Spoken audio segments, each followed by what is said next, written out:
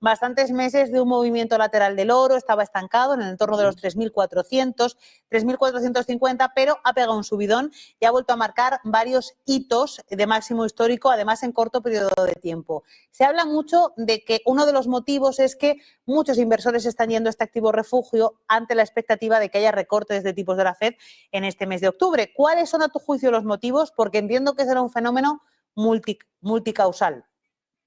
Sí, efectivamente, tenemos dos efectos directos, que efectivamente uno es la expectativa de recorte de tipo, ¿vale?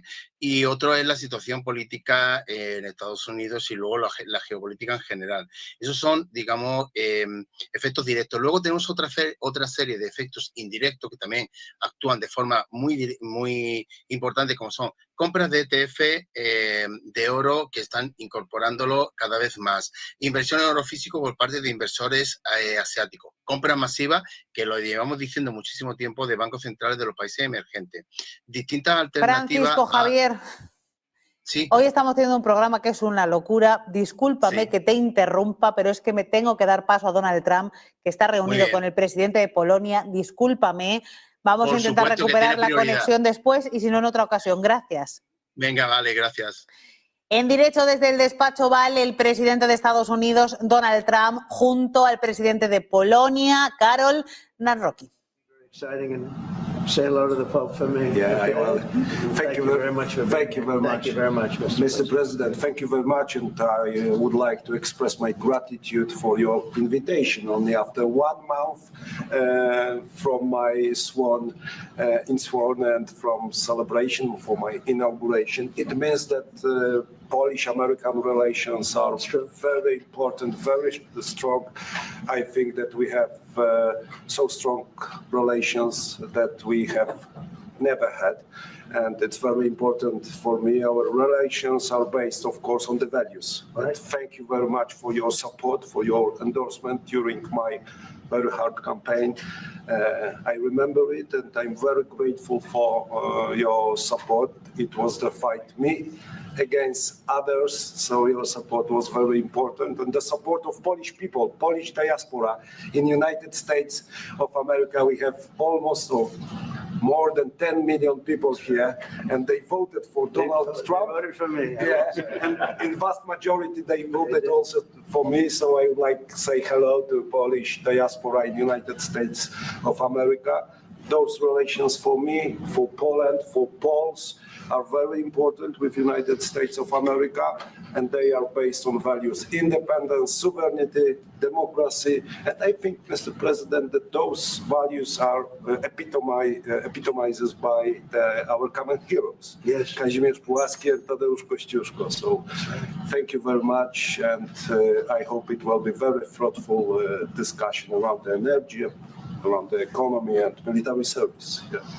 And the flyover was very much in honor of your great pilot who just passed away recently, who was a legend in Poland. You might want to say something about him.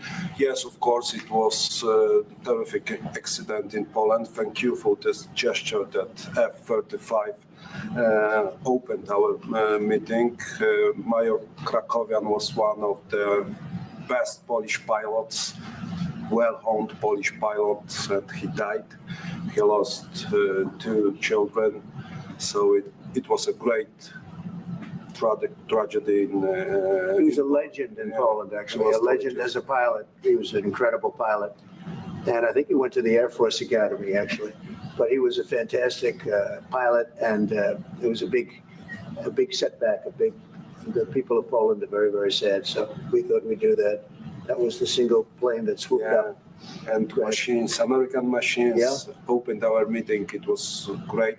And we are waiting for 32 F-35s in Poland. So it also shows that we have great relations according to the best military equipment on the world, American equipment, which build Polish security too.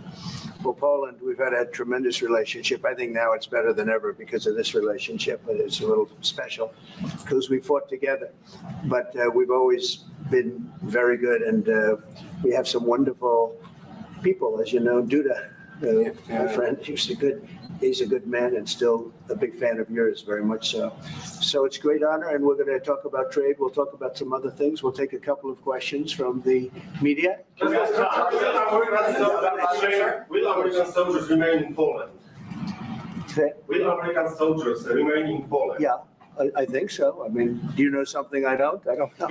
Yeah, we're very happy. If anything, we'll put more there if they want. But they've long wanted to have a larger presence. We have some countries that have more, not too many, but no, they'll be staying in Poland. We're very much aligned with Poland. Sir, on Russia and China, you certainly asked about, we saw a dramatic picture where we saw the leaders of Russia and North Korea and China together. The first time the leaders of those three countries have been together in this sort of show of solidarity. You said that they're conspiring against the United States. What do you think they're conspiring to do? And given this, is it reason why you should slap or would consider slapping secondary sanctions on Russia if they're conspiring against the U.S. now? Well, I've already done that with regard to India, and we're doing it with regard to other things. And I put out a truth last night. You saw that. And I was the one that brought it up. I said, they're only doing this. They're looking to, when they did what they did, I thought it was a beautiful ceremony. I thought it was very, very impressive. But I understood the reason they were doing it, and they were hoping I was watching, and I was watching.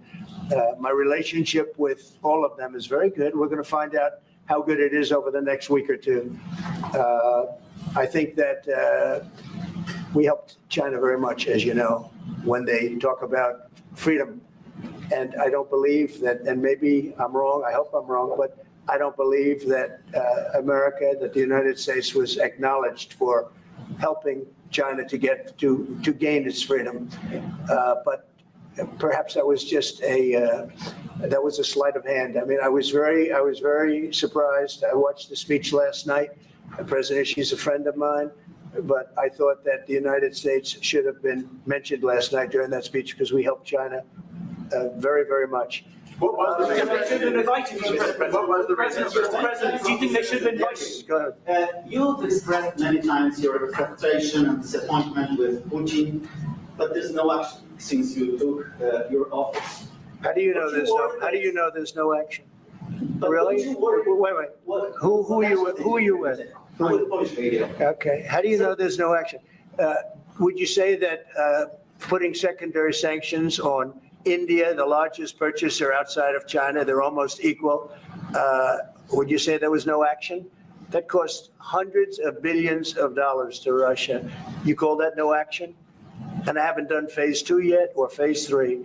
But when you say there's no action, I think you ought to get yourself a new job, because if you remember 2 weeks ago, I said, if India buys, India's got big problems, and that's what happened. So don't tell me about that. Go ahead. Mr. President, Mr.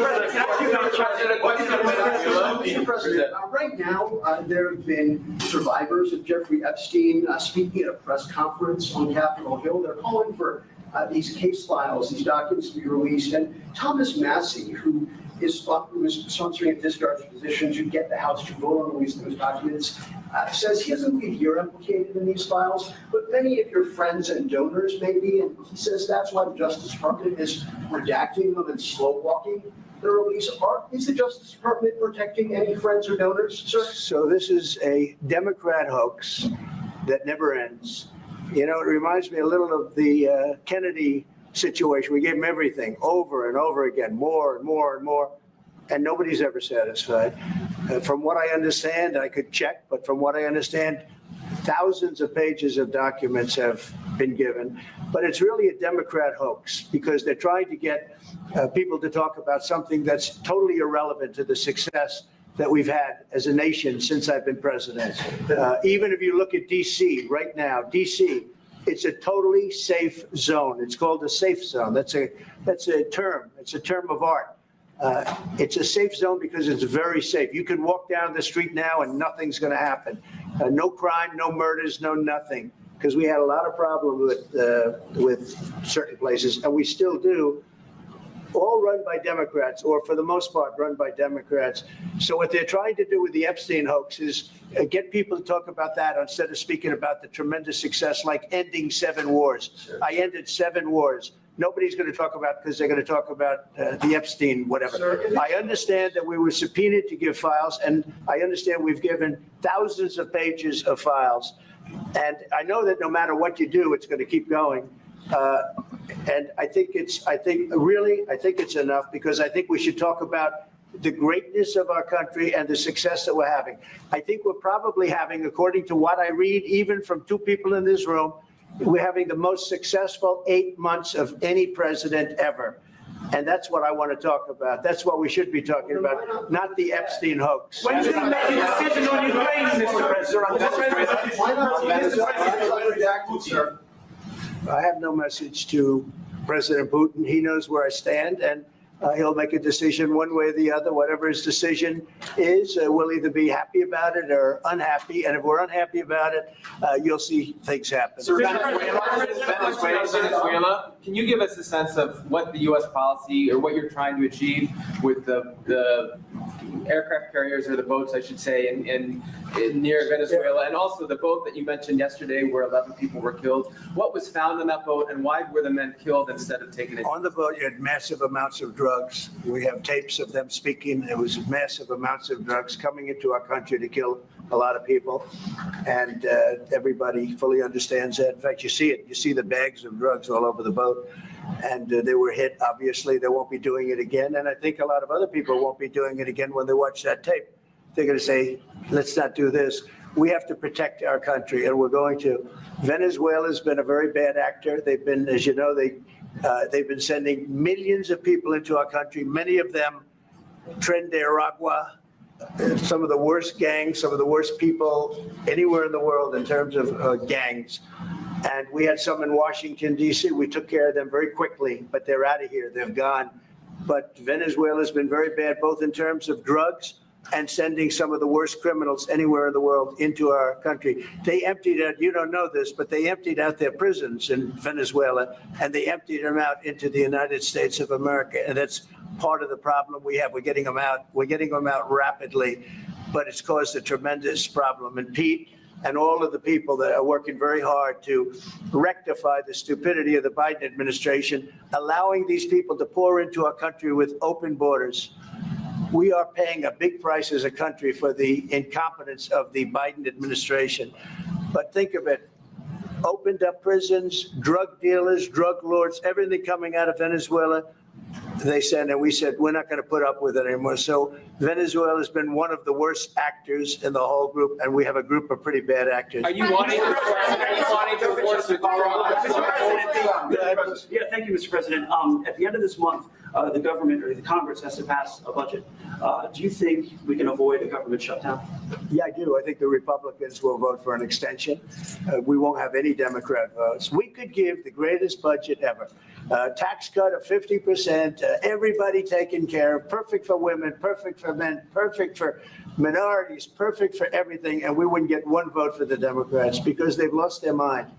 They are so deranged. They have Trump derangement syndrome, and I don't want to burden the Republican Party with it, but they really are. They've become almost sick. They actually think there is a disease. It's called Trump derangement syndrome. They've got it. No matter what we did, no matter how good, you could give them everything that they've ever dreamed of, and you wouldn't get one vote. These are sick people, and I think we're going to have a tremendous midterm. We just approved the largest tax decrease in the history of our country. We have things, if you think of it, no tax on tips, no tax on Social Security for our seniors, no tax on overtime, deductions when you buy a car and you borrow money to buy a car. First time they've ever seen anything like this. Middle-income people get deductions. You get a deduction when you buy a car. Nobody's ever seen. And by the way, they're selling cars like crazy. Cars are pouring back because of the fact that we have tariffs. Cars are pouring back into our car plants are pouring back into our nation. They're coming from all over the world. They're coming back. You know, we lost about 54% of automobile manufacturing over a 30-year period, 35-year period. They're all coming back. I think they're coming back higher than ever before. We have AI going up. What we've done is amazing, and what we've passed is amazing. But the Democrats, I don't believe, will get one vote. It's very anti-crime. We want anti-crime. They're in favor of crime. We're against crime. You know, they gave us things like men playing in women's sports, open borders for everybody, transgender for everybody. I mean, they wanted transgender for all of the crazy things that they were saying. And, you know, people would say they're 80-20 issues. I say they were 97-3. I always say 97-3, and nobody knows who the three are. This is the best issue of all. They are against preventing crime. They are fighting us. I want to go into Chicago and have this incompetent governor that doesn't want us. Do you know that this weekend 72 people were shot in Chicago? I'm embarrassed to say it in front of the president of Poland. 11 people were killed. 72 people were shot. Last week, 7 people were killed in Chicago, a place which is probably your number one place. I hate to say it. Yeah, a lot of balls in safe, Chicago. and we got to keep it safe. En directo, el presidente de Estados Unidos, Donald Trump, que comparece tras un encuentro bilateral con su homólogo polaco. Le han preguntado, entre otras cosas, por las relaciones entre Estados Unidos y Rusia y le han dicho que si sobre la mesa hay alguna forma de castigar a Rusia. Ha respondido Donald Trump con una respuesta. Dice que si esas sanciones que han estrangulado a la economía rusa no son ya una respuesta. Y eso sí, ha dejado caer la posibilidad de nuevas rondas de sanciones que podrían afectar al sector energético, que podrían afectar al petróleo ruso como forma de presionar a Putin. De hecho, también ha preguntado a Donald Trump que qué respuesta espera de Putin ante esta situación y él ha dicho que no espera nada de Putin, que no espera ninguna respuesta en concreto, que en función de la decisión que tome el presidente de Rusia, Vladimir Putin, pues que será más o menos feliz o infeliz. Esas han sido las palabras del presidente de Estados Unidos, Donald Trump, que tal y como les estamos contando es la información de última hora. El presidente de Estados Unidos se abre a una segunda o incluso a una tercera ronda de sanciones contra Rusia que podrían afectar a su sector petrolero e insiste y pone sobre la mesa que ya hay sanciones y que ya se ha ejercido presión sobre la economía de Moscú. Continuamos con esa rueda de prensa que está ofreciendo Trump junto a su homólogo polaco. And you have New Orleans, which has a crime problem. We'll straighten that out in about 2 weeks. It'll take us 2 weeks, easier than D.C. But we could straighten out Chicago. All they have to do is ask us to go into Chicago if we don't have the support of some of these politicians. But I'll tell you who is supporting us, the people of Chicago. And I sort of want them to let it be known. They have incompetent people. A guy like Gavin Newsom, he's the governor of a state that if we didn't go into Los Angeles with our soldiers, with our National Guard, you wouldn't even be having the Olympics there. They were going to take it. And remember this, your top law enforcement officer in Los Angeles said, there's no way we could have done this without President Trump coming in with the troops. We saved Los Angeles and we saved the Olympics. Thank you very much. No, sir.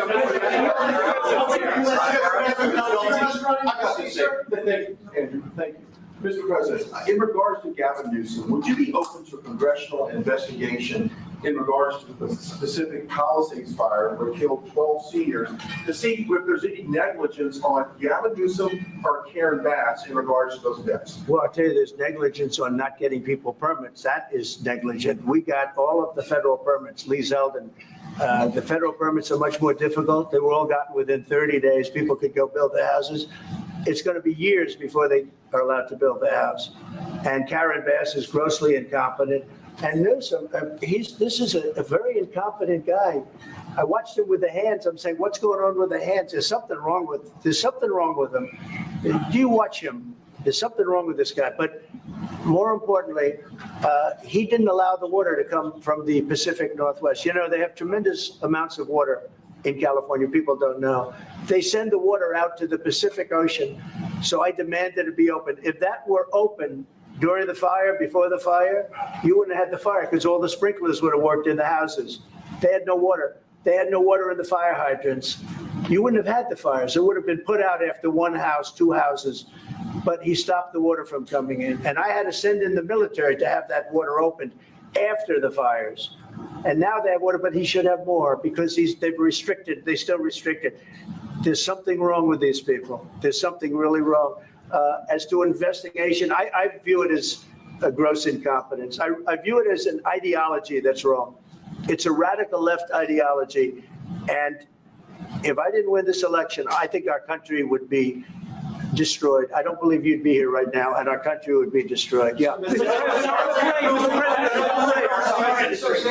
President, thank you, sir. What are the most important branches of interest between Poland and U.S. in your opinion?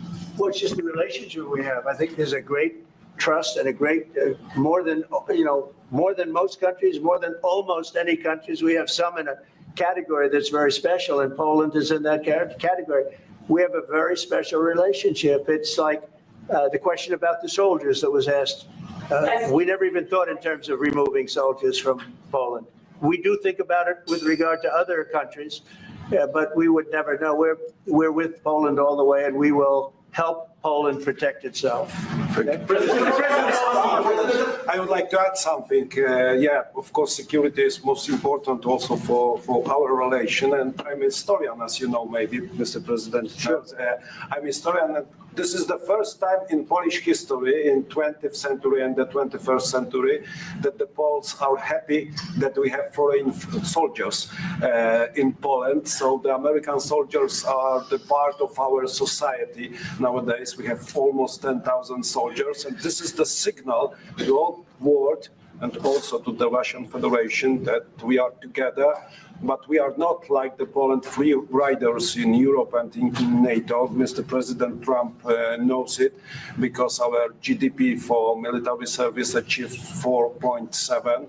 So we are probably the one NATO nation which is on this level, and we will not stop. Me, as the president of Poland, we are going to achieve 5% of GDP for military service, but with American soldiers on Polish soil, we solidify and we are secure. Just about that, Poland was one of two nations that paid more than they were supposed to with NATO. I don't know if anyone knows that, but there were two nations. And Poland paid more than they were. Estamos escuchando al presidente de Estados Unidos, Donald Trump, que amenaza, insinúa sanciones a Rusia. Habla de una tercera ronda de sanciones petroleras contra Moscú. Dice que Putin ya conoce cuál es su postura, pero está hablando ahora de retirar tropas de Europa. Dice que nunca, que en ningún momento ha pensado en retirar las tropas de Polonia. Dice que incluso podría enviar más soldados en el caso de que sea necesario, pero ojo, porque habla de retiradas en otros países. Vamos a seguir escuchando a Donald Trump. You haven't gone to. I might, sure. You haven't gone to one in either of your terms that wasn't. How do you know? How do you know? Because I and many other. Do you want me to prove you wrong? Do you want me to prove you wrong? Yes, please. But I will. I think it's something we could consider doing. I'd love to do it. I love the White House food, but after a while, I can see going to a nice restaurant. It's safe.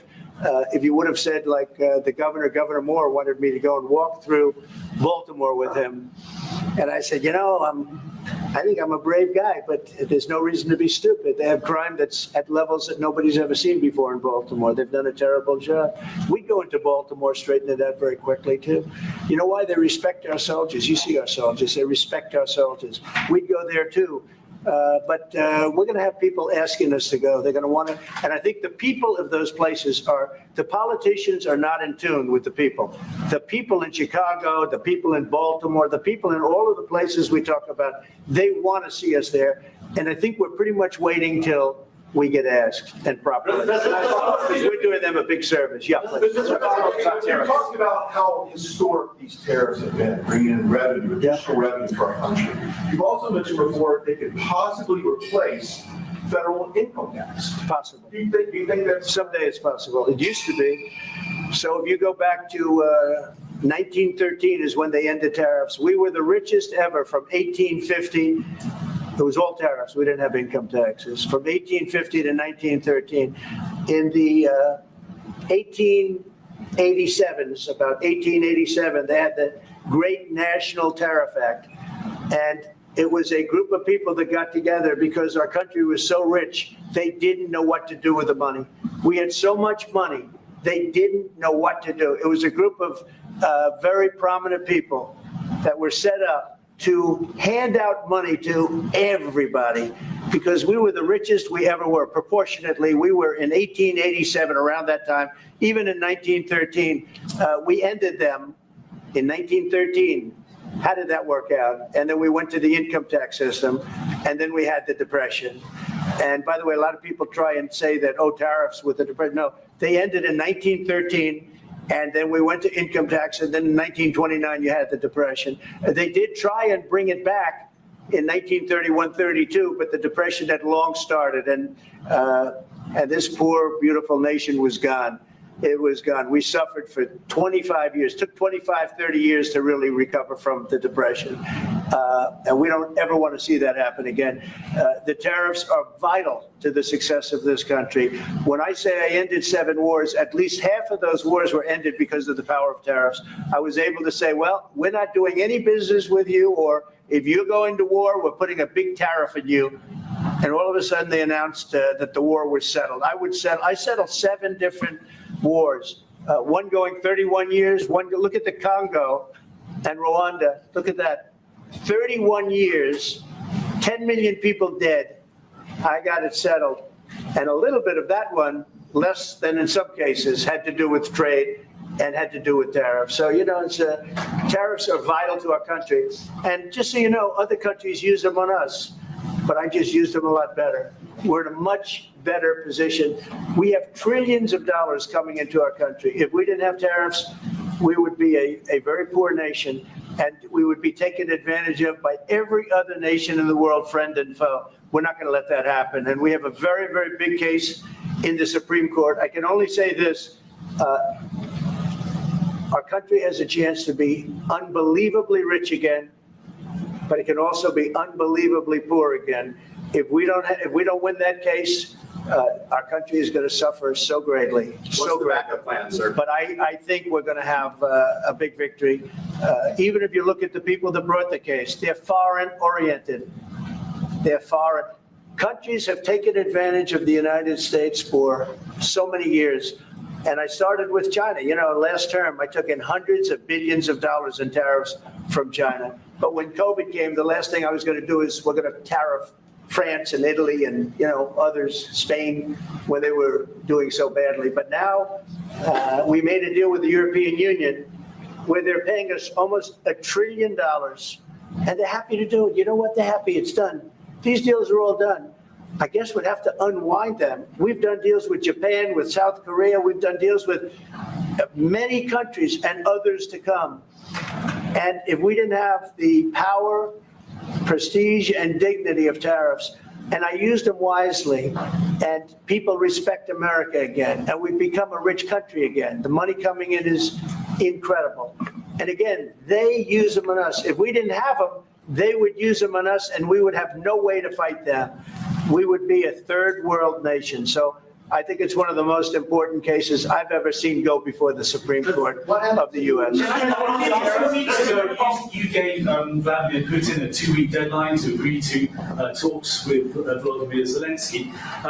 That deadline is now nearly approached. Can you give us any indication when you will make it? Well, I'm having a conversation with him very shortly, and I'll know pretty much what we're going to be doing. We've taken very strong action, as you know, and in other ways we've taken very strong action. But I'll be speaking to him over the next few days, and we're going to see. With who, sir? I'm going to know exactly what's happening. But I'm not happy with all the people. You got 7,819 people killed last week. Escuchando al presidente de Estados Unidos, Donald Trump, hablando sobre el caso arancelario, el golpe judicial que ha sufrido en las últimas horas, dice que posiblemente algún día los aranceles sustituyan al impuesto sobre la renta. Dice que son vitales para el éxito de Estados Unidos. Dice que pueden ser ricos o pobres dependiendo de este caso. Dice además que en el caso de que esto siga adelante podría suponer un golpe para los acuerdos comerciales. Dice que tendrían que deshacer los acuerdos comerciales con la Unión Europea o con Japón. Hablando sobre el presidente ruso, sobre Vladimir Putin, ayer terminaba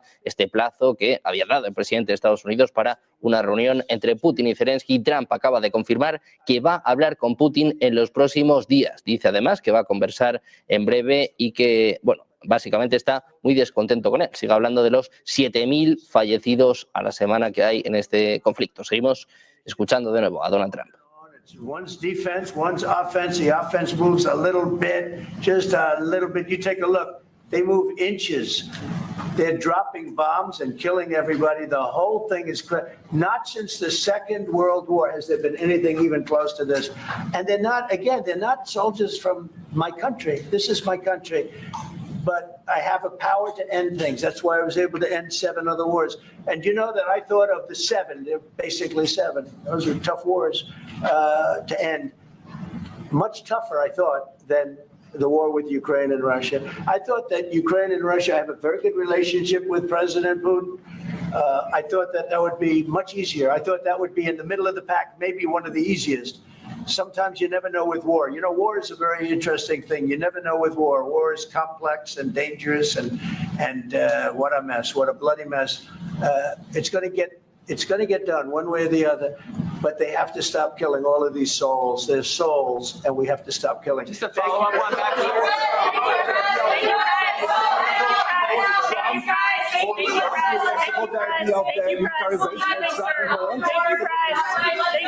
Keep moving. Thank you. Out the door. Thank you. Guys, out the door. Thank you. Thanks, guys.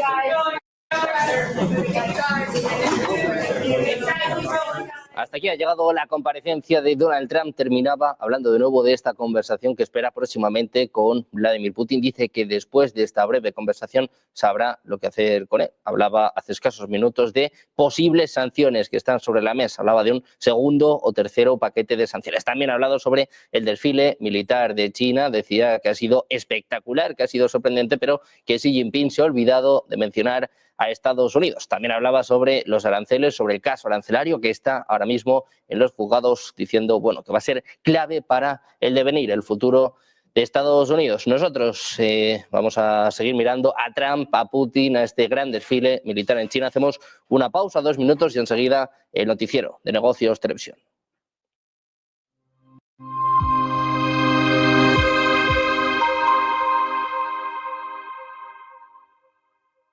Todo propietario tiene miedo a alquilar sus inmuebles. Ya no es así. En SEAG te ofrecen su garantía de alquiler, con la que puedes alquilar tu vivienda y en caso de impago podrás seguir cobrando mes a mes de forma indefinida hasta recuperar el inmueble. No tendrás que preocuparte del proceso jurídico porque desde SEAG se ocupan de todo, incluso de los actos de vandalismo. Además te protegen contra el subarriendo y la ocupación. Cuentan con prestaciones, tanto para alquiler de larga estancia, temporal, habitaciones, locales, incluso con alquileres ya en curso. ¿Por qué vender tu vivienda si la puedes alquilar para siempre? Alquila tranquilo. SEAG responde. No puede volver atrás y cambiar el principio.